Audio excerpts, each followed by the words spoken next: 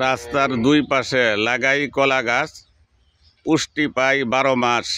আমি যদি কবি হতাম, কবিতায় লিখাইয়া বুঝাইতাম। আমি যদি শিল্পী হতাম, রং তুলিতে আঁকাইয়া বুঝাইতাম। আমি যদি সাহিত্যিক হইতাম, উপন্যাসে লিখাইয়া বুঝাইতাম।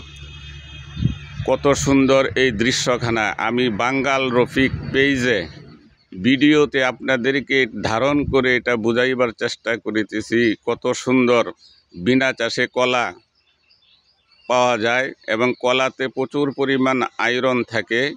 এই কলা দিয়ে দুধ ভাত আমরা খেতে পারি 12 মাস। এই কলা একটি পুষ্টিকর খাদ্য। এটা আমরা বাড়ির আনাচে কানাচে, বাড়ির দুই পাশে আমরা কলার চাষ করি এবং 12 মাস পুষ্টি পাই।